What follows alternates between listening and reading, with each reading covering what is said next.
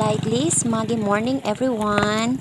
Ayan, kumusta po kayo lahat? Ito po ang ating Taal Volcano update as of today, September 24, 2023 at 9:30 a.m.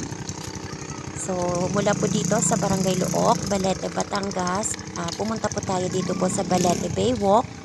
Ito po ay sakop po ng Barangay Luok at papunta din po ng Barangay San Sebastian.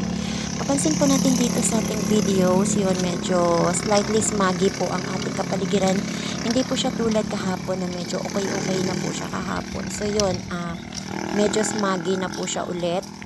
Yan, diyan sa area na yan, nasa likod niyan ang Volcang Taal.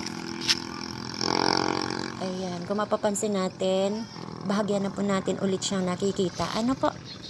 Ganon din po, yan, yung mga kalapit po nating mga barangay, nakikita po natin dyan medyo smoggy po. So, dito po sa aming barangay, ayan, so, ito po ang sitwasyon sa ngayon. So, early this morning, tumawag po ang ating RHU Balete at ganon din po ang RHU Lipa.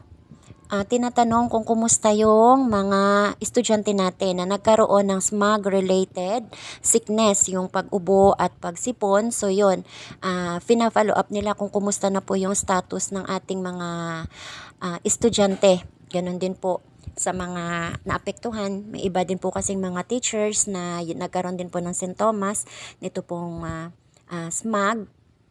So, ayan, fina-follow up naman po ng ating RHU. So, ganun, ang atin po siguro dito is iba yung pag-iingat pa rin po, panatili pong naka-face mask. Ayon din po sa RHU na nakausap natin kanina from Lipa, na pag lumabas ang ating mga bata, mga anak sa bahay, ay magsuot lagi ng face mask. Ito po ang ating update as of today. So, keep safe everyone and thank you for watching. God bless po!